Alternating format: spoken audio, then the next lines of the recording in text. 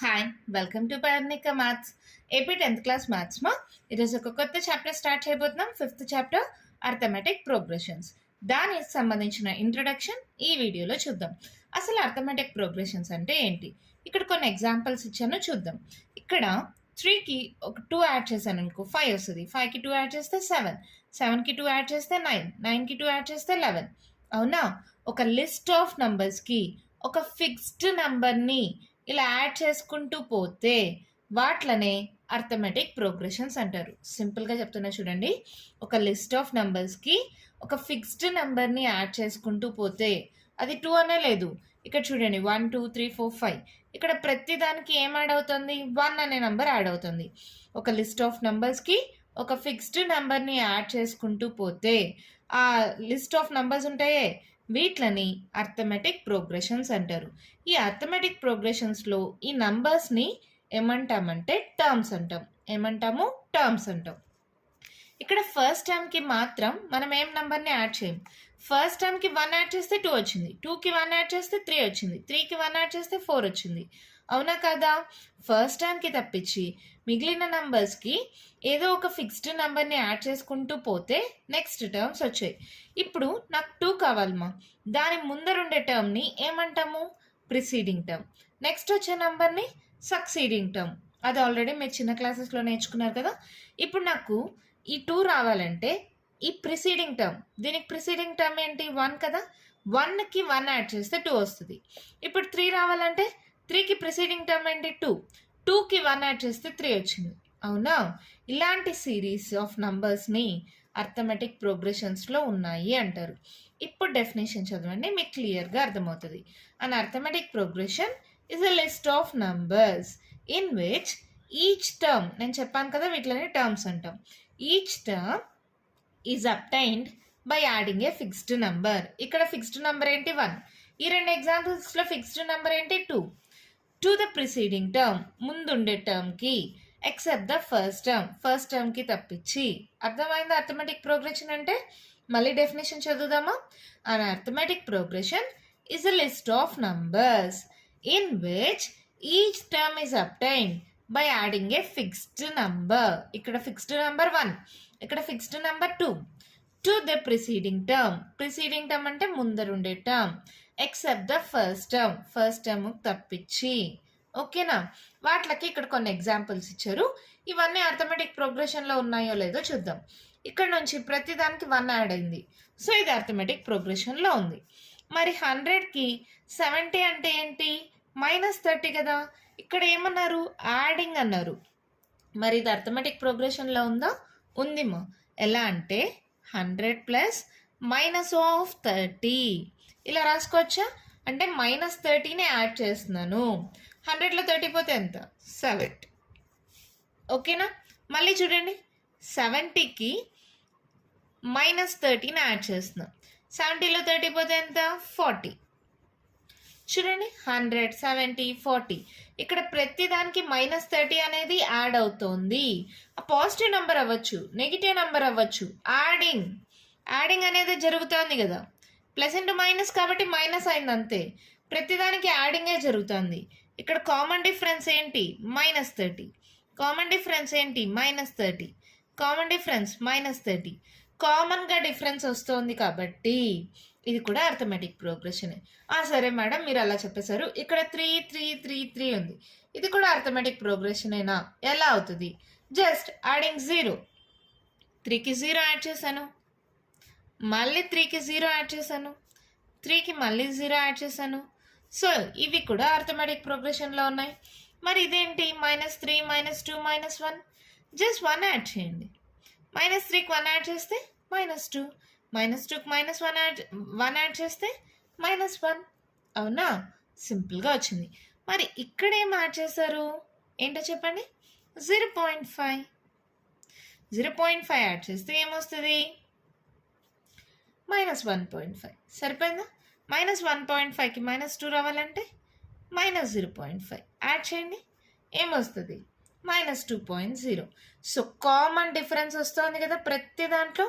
ఇక్కడ common difference ఏంటి, +0. ఇక్కడ ఇవన్నిటికీ కామన్ డిఫరెన్స్ 1, ఇక్కడ అన్నిటికీ కామన్ డిఫరెన్స్ -30, ఇక్కడ అన్నిటికీ +0, ఇక్కడ +1, ఇక్కడ -0.5. ఇలా కామన్ డిఫరెన్స్తో ఒక లిస్ట్ ఆఫ్ నంబర్స్ ఉంటే వాటిని ఏమంటారు? They are in arithmetic progression. ఈ ఫిక్స్డ్ నెంబర్ ఉంది కదా, ఇక్కడ +1, ఇక్కడ -30, ఇక్కడ +0, ఇక్కడ +1, ఈ ఫిక్స్డ్ నెంబర్ని కామన్ డిఫరెన్స్ ఆఫ్ ఏపీ అంటారు. ఇది డి అనే లెటర్తో డినోట్ చేస్తారు. It can be positive number, negative or 0. చూడండి, ఇక్కడ పాజిటివ్ నెంబర్ వచ్చింది, ఇక్కడ నెగిటివ్ నెంబర్ వచ్చింది, ఇక్కడ 0 వచ్చింది. ఆ కామన్ డిఫరెన్స్ అనేది ఏదైనా ఉండొచ్చు. దాన్ని దేంతో డినోట్ చేస్తారు? డి అనే దాంతో డినోట్ చేస్తారు. ఓకేనా? We denote the first term A1 by A. ఇలా టర్మ్స్ ఉన్నాయి కదమ్మా, దీంట్లో ఫస్ట్ దాన్ని ఏతో డినోట్ చేస్తారు. A1 నార్మల్గా అయితే A1, A2, A3, A4, A5. కానీ ఫస్ట్ టర్మ్ని A1గా కాకుండా ఏతో డినోట్ చేస్తారు. ఓకేనా? అలా సిరీస్ ఆఫ్ నంబర్స్ ఉంటాయి కదా, జనరల్ టర్మ్ని ఏఎన్తో డినోట్ చేస్తారు. జనరల్ టర్మ్ని దేంతో డినోట్ చేస్తారు? ఏఎన్. ఈ జనరల్ ఫామ్ అంటే ఇక్కడ నుంచి నెక్స్ట్ నెంబర్, ఇక్కడ నుంచి నెక్స్ట్ నెంబర్ అలా వస్తుందే, అలా వచ్చే నెంబర్స్ జనరల్ ఫామ్లో అంటే A+D, A+2D, A+3D and so on. ఇది కరెక్టా కాదా? మీ ఇష్టం. ఏదైనా ఒక ఎగ్జాంపుల్ తీసుకుందాం. ఫస్ట్ ఎగ్జాంపుల్ తీసుకుందామా? ఫస్ట్ నెంబర్ ఏంటి? 1 ఉంది. ఇక్కడ కామన్ డిఫరెన్స్ ఏంటి? 1. ఇక్కడ ఏం చేస్తున్నా? 1 + 1, 1 + 2 × 1, 1 + 3 × 1. ఇక్కడ common difference 1. First term A = 1. ఇప్పుడు వచ్చిందా లేదా చూద్దామా? 1, 2, 2 + 1, 3, 3 + 1, 4. చూడండి, సిరీస్ వచ్చేసింది. అవునా? So general form of an AP అంటే ఎలా రాస్తాం? A+D, A+2D, A+3D, A+4D and so on. వీటిలన్నిటిని ఏఎన్గా టర్మ్గా తీసుకుంటే అంటే ఇప్పుడు ఏమైంది చూడండి మా, ఇది సెకండ్ టర్మా, ఇది A2ఆ, ఇది A3ఆ. 3 ఉంటే ఇక్కడ ఏమొచ్చింది? 3 - 1 2 వచ్చింది. సో జనరల్ టర్మ్గా ఏఎన్ = ఏం రాస్తాం? A + n - 1 × D. కావాలంటే చూడండి, A3 అంటే ఏం రాయొచ్చు? ఇక్కడ చూడండి, n ప్లస్లో 3 పెట్టండి, A + 3 - 1 × D. అంటే ఇదేమైంది? A + 2D. చూడండి, A3 = A + 2D. ఓకేనా? అర్థమైందా? ఈ ఫార్ములా చాలా చాలా చాలా important. an = A + n - 1 × D. మరి ఈ ఏపీలో, ఏపీ అంటే ఇక్కడంతా అర్థమెటిక్ ప్రోగ్రెషన్ మా. ఈ చాప్టర్లో మీకు ఎక్కడైనా సరే ఏపీ అని కనిపిస్తే అర్థమెటిక్ ప్రోగ్రెషన్, ఇది తప్పించి. ఇక్కడ ఏపీ అంటే ఆంధ్రప్రదేశ్. ఓకేనా? ఇప్పుడు infinite AP, finite AP. Infinite AP అంటే ఇలా ఒక సిరీస్ ఉంటాయి, కంటిన్యూగా పోతూనే ఉంటుంది, లాస్ట్ టర్మ్ మనకు తెలీదు. అలాంటి వాటిని ఇన్ఫైనైట్ ఏపీ అంటారు. ఏమంటారు? Infinite AP. అదే ఇలా లాస్ట్ టర్మ్ తెలిస్తే ఇక్కడ 50తో ఆగిపోతుంది, ఎక్కడో ఒక దగ్గర స్టాప్ అయిపోతే వాటిని ఏమంటామంటే ఫైనైట్ ఏపీ. లాస్ట్ టర్మ్ తెలిస్తే ఫైనైట్, అలా లాస్ట్ టర్మ్ తెలియకుండా కంటిన్యూ అయిపోతూ ఉంటే ఇన్ఫైనైట్ ఏపీ. ఏపీ అంటే అర్థమెటిక్ ప్రోగ్రెషన్. మరి కొన్ని నంబర్స్ ఇస్తారు, దాని సమ్ కనుక్కోమంటే అంటే sum of the first n terms of an AP కనుక్కోమంటే ఫార్ములా ఏంటంటే S = n/2 × 2a + n - 1 × D. ఈ ఫార్ములా చాలా చాలా ఇంపార్టెంట్ మా, చాలాసార్లు రిపీట్ అవుతుంది. General term an = a + n - 1 × D. అదే some of the first n terms S = n/2 × 2a + n - 1 × D. ఓకేనా? అదే మనకి ఇలా లాస్ట్ టర్మ్ కానీ తెలిస్తే ఎస్కి ఫార్ములా వచ్చి n/2 × a + l. ఇది దీని నుంచి వచ్చింది. ఎలా అంటే ఈ 2a ఉంది కదా, 2aని a + aగా రాసుకున్నాం. ఇక్కడ a + n - 1 × D అంటే ఏంటి? an కదా. an ఇస్ నథింగ్ బట్ మన last term. So an = l తీసుకుంటే S = n/2 × a + l. ఒకవేళ లాస్ట్ టర్మ్ తెలిస్తే మనం డైరెక్ట్గా ఈ ఫార్ములా యూస్ చేయొచ్చు. నార్మల్గా అయితే ఈ ఫార్ములా బాగా గుర్తుపెట్టుకోండి. S = n/2 × 2a + n - 1 × D. అదే ఏఎన్కి ఎస్ఎన్కి రిలేషన్ అడిగితే ఫార్ములా వచ్చి an = Sn - Sn - 1. ఓకేనా? ఇది మళ్ళీ చెప్తాను చూడండి. ఒక ఎగ్జాంపుల్ తీసుకుందాం. 4, 10, 16, 22 అండ్ సో ఆన్ అని. ఇప్పుడు ఇది ఏపీలో ఉందా లేదా అని అడిగారనుకోండి, మనం ఎలా చేస్తాం? ఫస్ట్ సిరీస్ తీసుకుందాం. ఇది A1 లేదంటే A1, A2, A3, A4. ఇప్పుడు ఇది ఏపీలో ఉందా లేదా అని అడిగితే మనకి డి కామన్ డిఫరెన్స్ ఉండాలి కదా. అంటే A2 minus A1 is equals to A3 minus A2 is equals to A4 minus A3 and so on. ఒకవేళ వీటి వాల్యూస్ అన్నీ ఈక్వల్ అయితే then we can say that the series is in AP. మరి check చేద్దామా? చూడండి, A2 minus A1 10 minus 4 ఎంత వచ్చింది? 6. ఇక్కడ A3 16 మైనస్ A2 10. 16లో 10 పోతే 6. ఇక్కడ A4 చూడండి 22 మైనస్ 16. 22లో 16 పోతే 6. ఇక్కడ ఎప్పుడైతే A2 minus A1 is equals to A3 minus A2 is equals to A4 minus A3 అవుతుందో then we can say that this series is in AP. అర్థమైందమ్మా? ఒక సిరీస్ ఏపీలో ఉందా లేదా ఎలా తెలుస్తుంది? వీటి యొక్క కామన్ డిఫరెన్స్. ఇందాక డితో డినోట్ చేసుకున్నాం కదా కామన్ డిఫరెన్స్ డి అని. ఇక్కడ చూడండి, ఫిక్స్డ్ నెంబర్ యాడ్ చేస్తేనే మనకి నెక్స్ట్ నెంబర్ వచ్చింది.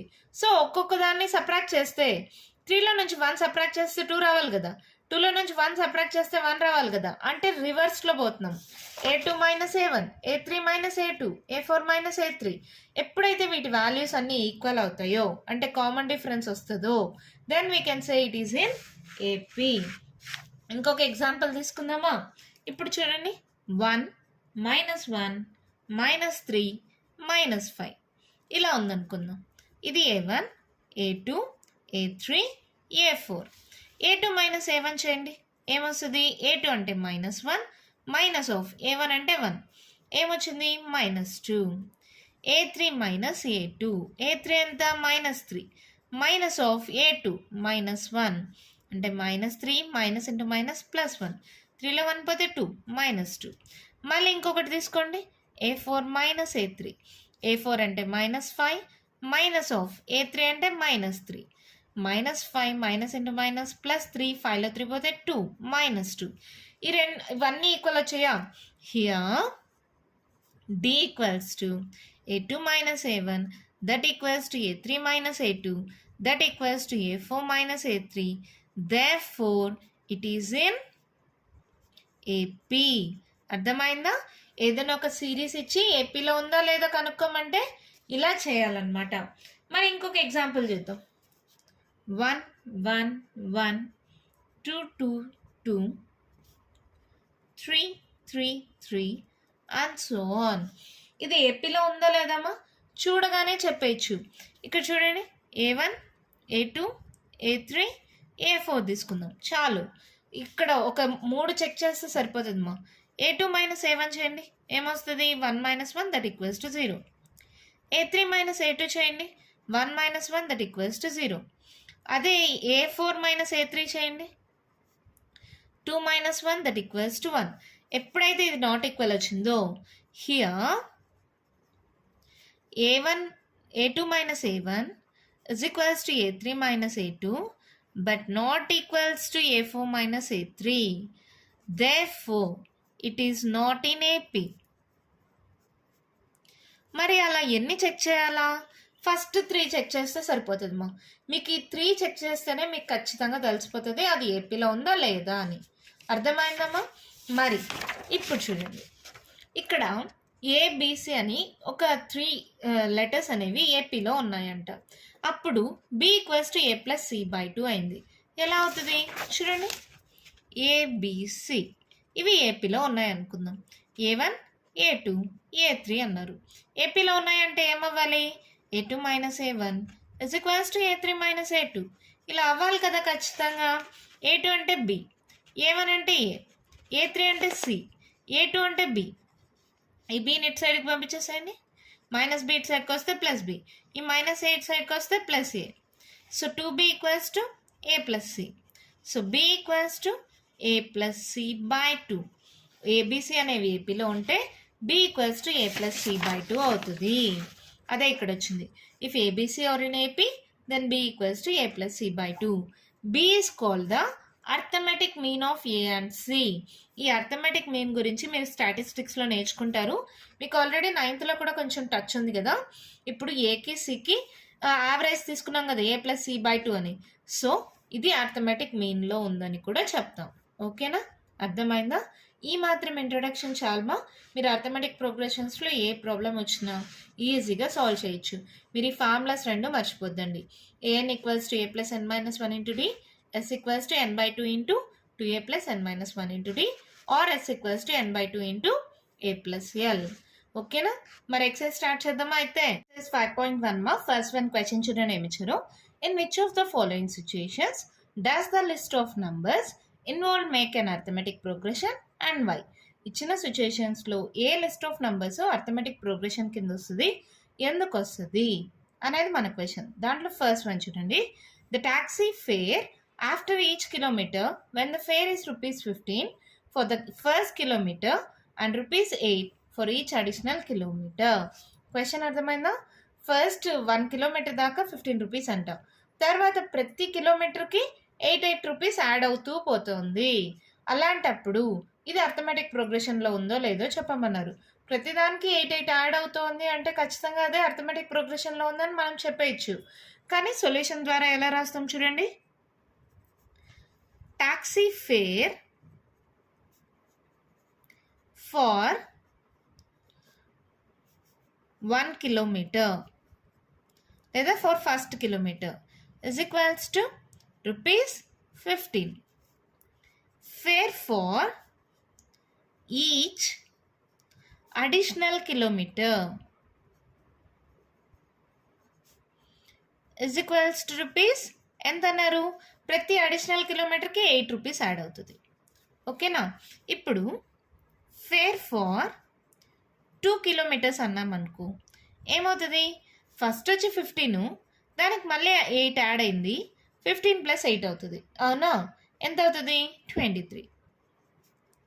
ఫేర్ ఫార్ 3 కిలోమీటర్స్ ఏమవుతుందమ్మా, ఫస్ట్ కిలోమీటర్కి 15, మళ్ళీ తర్వాత ఎన్ని 8s యాడ్ అవుతాయి, 2 8s యాడ్ అవుతాయి. సో 2 into 8 అవునా, అంటే 15 ప్లస్ 16. సో ఏమవుతుంది, 5 10 11, సో 31. అవునా, మళ్ళీ fare for 4 kilometres is equals to ఏమవుతుంది, ఫస్ట్ కిలోమీటర్కి 15, తర్వాత ఎన్ని 8s యాడ్ అవుతాయమ్మా, 3 8s. So 3 into 8, 15 plus 8 3s 24, 5 plus 4 9, 2 plus 1 3, 39 and so on అని రాసేద్దాం. ఇక్కడ మనకు వచ్చిన సిరీస్ని కరెక్ట్గా రాసుకోండి. 1 కిలోమీటర్కి ఎంత 15, 2 కిలోమీటర్స్కి ఎంత 23, 3 kilometres 31, 4 kilometres 39 and so on. ఇప్పుడు ఈ సిరీస్ అర్థమెటిక్ ప్రోగ్రెషన్లో ఉందా లేదా ఎలా చెప్తాం. ఇది A1, ఇది A2, A3, A4 అనుకుందాం. A2 minus A1, 23 minus 15 ఎంత, 8. A3 minus A2, 31 minus 23, 8. A4 minus A3, 39 minus 31, that equals to 8. Here A2 minus A1 is equals to A3 minus A2 is equals to A4 minus A3, that equals to D, that equals to 8. Therefore, the given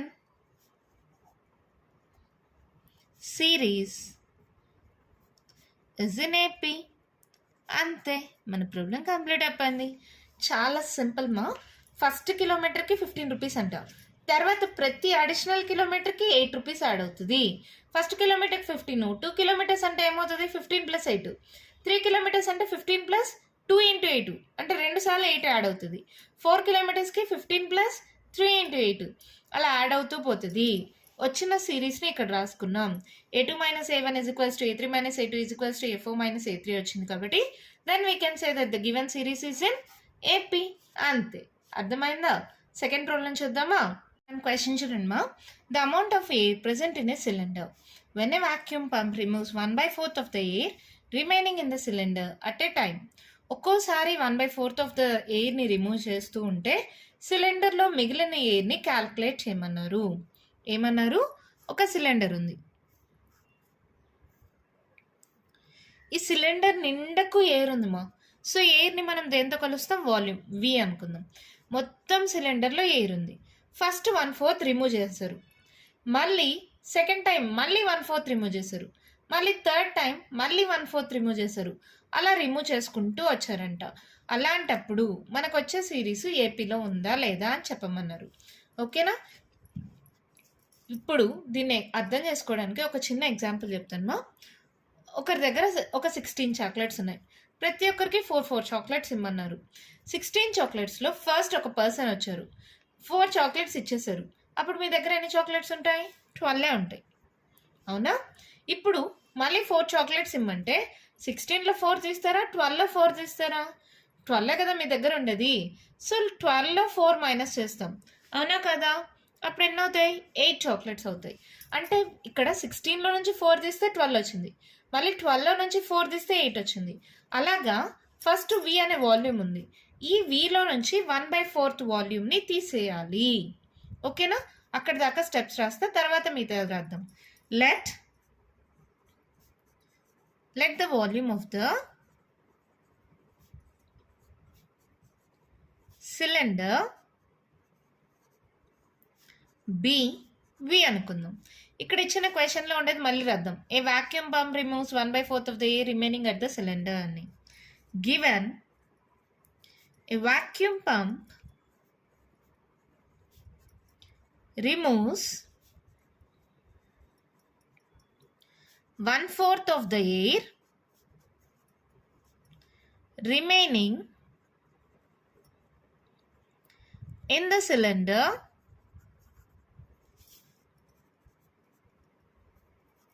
at a time. క్వశ్చన్లో ఉండేది మళ్ళీ రాసాను. వాల్యూమ్ని వి అనుకున్నాం. ఇప్పుడు విలో నుంచి ఎంత remove చేశారు? First time 1/4ని remove చేశారు. Amount of air present after removing, after one time removal అని రాద్దామా? after one time removal is equals to ఏంటి? మొత్తం ఎంత ఉంది? వి ఉంది. దాంట్లో ఎంత తీసేశారు? 1/4 ఆఫ్ వి తీసేశారు. మొత్తం వి ఉంది, దాంట్లో 1/4 ఆఫ్ వి తీసేశారు. ఏమవుతుంది అప్పుడు? వి మైనస్ v/4 అంటే ఎల్సిఎం తీసుకోండి. 4 ఇంటూ వి మైనస్ వి అంటే 3v/4. ఇప్పుడు సిలిండర్లో ఎంత ఉంది మీ దగ్గర? 3v/4 మాత్రమే ఉంది. ఈ 3v/4లో మళ్ళీ 1/4 తీసేయాలి. Amount of air present after second time removal. ఇప్పుడు ఎంత ఎయిర్ ఉంది మీకు సిలిండర్లో? 3v/4. దీంట్లో ఎంత తీసేయాలి? 1/4 ఆఫ్ 3v/4. ఈ 3v/4లో 1/4 పార్ట్ తీసేయాలి. సో ఇదేమవుతుంది? 3v/4 minus 3v/4 4 16. ఎల్సిఎం తీసుకోండి, 16 అవుతుంది. సో 4 4 కదా, సో 4 3 ఏమవుతుంది? 12v minus 3v. అర్థమవుతుందా? ఎల్సిఎం తీసుకున్నాను. ఇక్కడ చూడండి, 3v/4 ఇంటూ 16 అవుతుంది. 4 4 3 12 అయింది. 12v మైనస్ 3v, 12 11 10 పోతే 9v/16 అయింది. ఇప్పుడు ఏమవుతుంది? మళ్ళీ చూడండి, amount of air present after third removal, after third time removal is equals to ఏమవుతుంది? ఇప్పుడు సిలిండర్లో ఎంత ఉంది? 9v/16 ఉంది. దీంట్లో నుంచి 1/4 తీసేయాలి. 9v/16లో నుంచి 1/4 ఆఫ్ 9v/16 తీసేయాలి. ఉన్న దాంట్లో 1/4 తీసేయాలి. మొత్తం ఎంత ఉంది? 9v/16. దాంట్లో 1/4 తీసేయాలి. ఏమవుతుంది? 9v/16 minus 16 fours are 64 minus 9v by 64. So LCM ఎంత 64. 16 ఫోర్స్ కదా, అంటే 9 force 36v minus 9v. Subtract చేయండి. 16లో 9 పోతే ఎంత 7, క్యారీ అని ఇచ్చిందా 27v by 64. ఎల్సిఎం తీసుకున్నాను అంటే ఎలా చేస్తాం చూడండి, 9v by 16 ఇంటూ ఎల్సిఎం ఎంత 64 కదా. So 16 1s 16 4s 9 4s 36v అయింది. ఇక్కడ ఆల్రెడీ 64 ఉంది కాబట్టి ఆ 9v అలాగే రాసుకున్నాం. అర్థమైందా? ఇప్పుడు మనకు వచ్చినవన్నీ ఒక సిరీస్గా రాసుకుందాం. ఏంటది, ఫస్ట్ v ఉంది, తర్వాత 1/4 రిమూవ్ చేసేస్తే 3v/4 అయింది, తర్వాత రిమూవ్ చేస్తే 9v/16 అయింది, తర్వాత 27v/64 అయింది, ప్లస్ అండ్ సో ఆన్. ఓకేనా? ఇప్పుడు ఇది ఏమవుతుంది, a1 a2 a3 a4. a2 minus a1 చేయండి, 3v/4 minus v, LCM 4, 3v minus 4v, 4లో 3 పోతే 1, పెద్ద number symbol minus, so minus v/4. ఇప్పుడు a3 మైనస్ a2 చేయండి. a3 ఎంత 9v/16 మైనస్ a2 ఎంత 3v/4, ఎల్సిఎం ఎంత 16. సో ఇది 9v అలాగే వస్తుంది. 4 4s కదా, ఇందాకే చెప్పా 3v/4 into 16, 4 1s 4 4s 4 3s 12v. 12లో 9 minus చేస్తే ఎంత 2 + 1 3 మైనస్ 3v/16. ఈ రెండు ఈక్వల్ వచ్చాయా? రాలేదు. So what we can say, it is not in AP. Here a2 minus a1 is not equals to a3 minus a2. Therefore, the given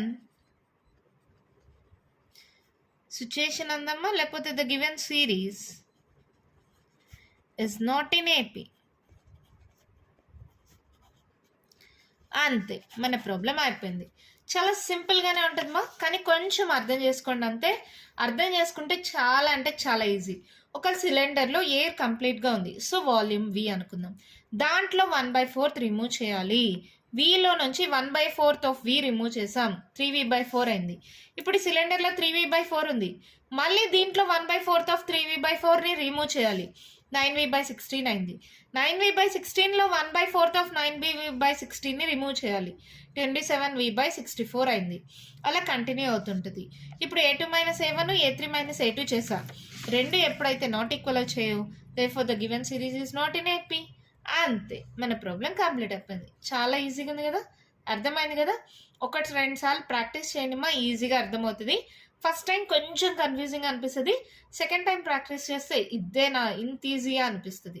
మరి third one చూద్దామా. దీంట్లో question చూడండి మా ఇచ్చారు. The cost of digging a well after every metre of digging when it costs ₹150 for the first meter and rises by ₹50 for each subsequent meter. అంటే ఒక metre దాకా తవ్వడానికి 150 రూపీస్ తీసుకుంటారంట. తర్వాత ఎక్స్ట్రా మీటర్కి ఎక్స్ట్రా 50 రూపీస్ అవుతూ ఉంటుందంట. దాన్ని ఎలా రాస్తాం చూడండి. Cost of digging for first metre ఎంత, ₹150. Cost of digging for every extra metre ఎంత, ₹50. ఇప్పుడు కాస్ట్ ఆఫ్ డిగ్గింగ్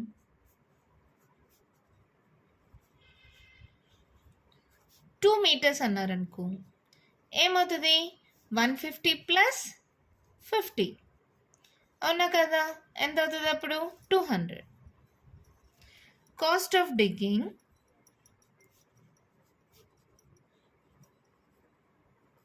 3 meters, ఇంకో 50 పెరుగుతుంది కదా, అంటే 200 + 50 అవుతుంది. సో ఎంత అవుతుంది, 250 అవుతుంది. Cost of digging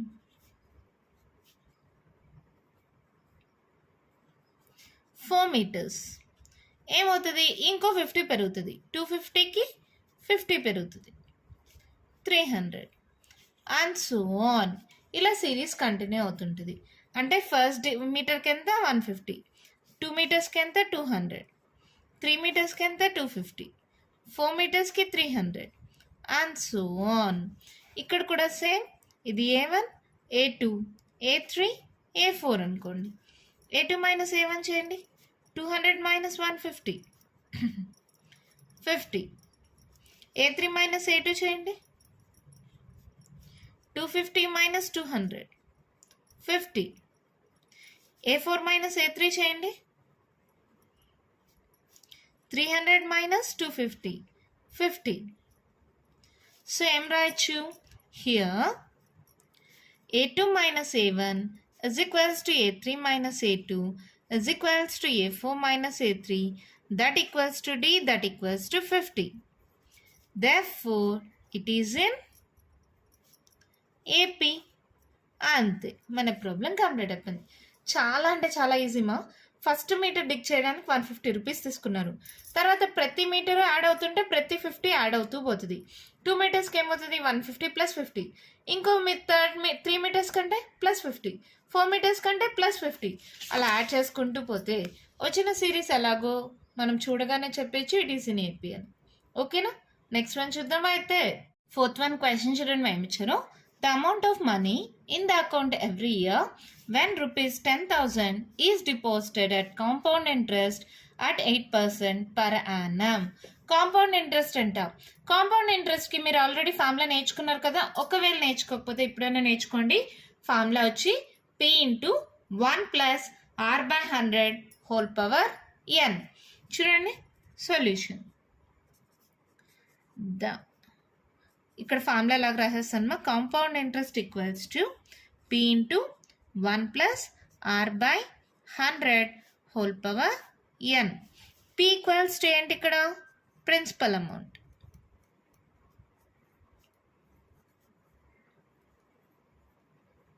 R equals to rate of interest.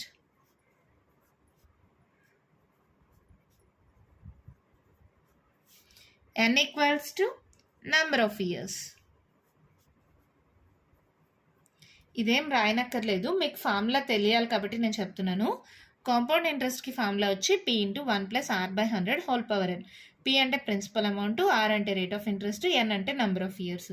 ఓకేనా? మనకు తెలుసు P ఈక్వల్స్ టు ఎంత? ఇక్కడ 10,000 ఇక్కడ గివెన్ అని రాసుకోండి. R ఈక్వల్స్ టు ఎంత? 8%. ఓకేనా? ఇప్పుడు చేయండి, ఎలా రాస్తారు? Amount of money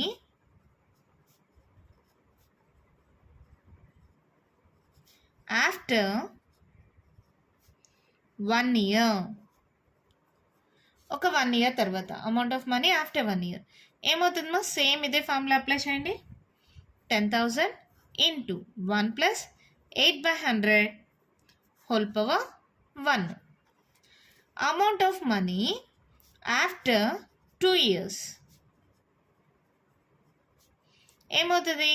10,000 into 1 plus 8/100 whole square అవుతుంది. అవునా? Amount of money after 3 years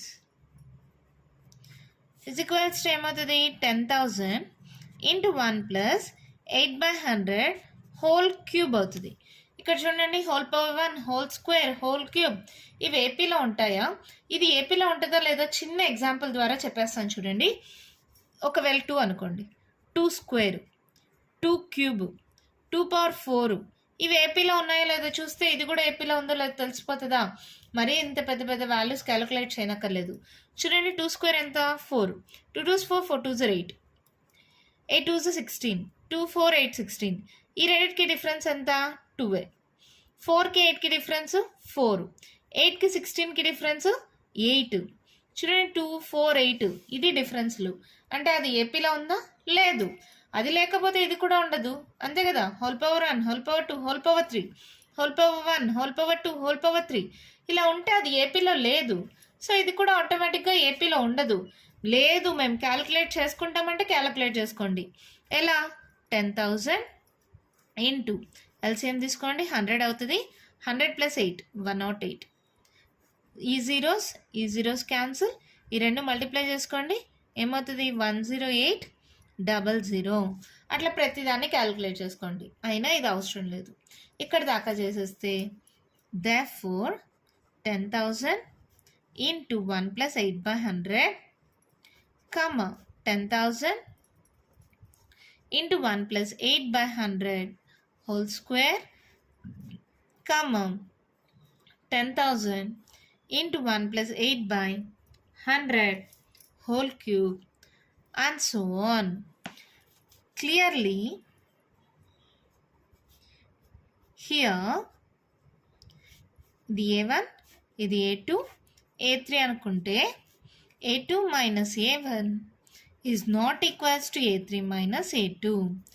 Therefore, it is not in AP. ఏంటి మేడం వాల్యూ చేయకుండానే చెప్పేశారంటే, అందుకే మీకు ఎగ్జాంపుల్ ఇచ్చాను. 2^1, 2 స్క్వేర్, 2 క్యూబ్, 2^4 హోల్ పవర్లు యాడ్ అవుతున్నాయి కదా, 1 2 3 4 అని.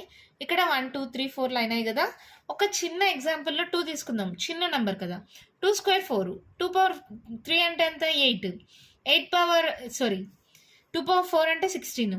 చూడండి డిఫరెన్స్ ఎంత, 4లో 2 పోతే 2, 8లో 4 పోతే 4, 16లో 8 పోతే 8, 2 4 8 వచ్చింది. కామన్ డిఫరెన్స్ ఉందా? లేదు. అంత చిన్న వాల్యూకే కామన్ డిఫరెన్స్ లేకపోతే ఇంత పెద్ద వాల్యూస్కి కూడా కామన్ డిఫరెన్స్ ఉండదు. సో ఈ వాల్యూస్ కూడా అవ్వదు. కావాలంటే మీరు క్యాలిక్యులేట్ చేసుకోండి. ఇక్కడ 108 వస్తుందా, దానికి హోల్ స్క్వేర్ చేయాల్సి వస్తుంది. ఎంత పెద్ద వాల్యూస్ అయిపోతాయి. చూడగానే చెప్పచ్చు A2 minus A1 is not equals to A3 minus A2 కాబట్టి it is not in AP. ఇక్కడ మీరు కంపల్సరీగా గుర్తుపెట్టుకోవాల్సిన ఫార్ములా ఏంటి, మళ్ళీ వస్తుంది ఇది. Compound interest equals to P into 1 plus R by 100 whole power n. గుర్తుంటుందా? ప్రిన్సిపల్ అమౌంట్ వాళ్ళే ఇచ్చారు, రేట్ ఆఫ్ ఇంట్రెస్ట్ వాళ్ళే ఇచ్చారు. ఓకేనమ్మా? దీంతో ఫస్ట్ ప్రాబ్లం కంప్లీట్ అయిపోయింది. కంటిన్యూషన్ ప్రాబ్లమ్స్ నెక్స్ట్ వీడియోలో డిస్కస్ చేద్దాం. ఈ వీడియోలో నేను చెప్పిన ప్రాబ్లమ్స్లో ఇంకా మీకు ఏమైనా డౌట్స్ ఉంటే కామెంట్ బాక్స్లో ఇవ్వండి. మీకు కానీ వీడియో నచ్చినట్టయితే లైక్ చేయండి, షేర్ చేయండి, నా ఛానల్ని సబ్స్క్రైబ్ చేసుకోండి. Thank you.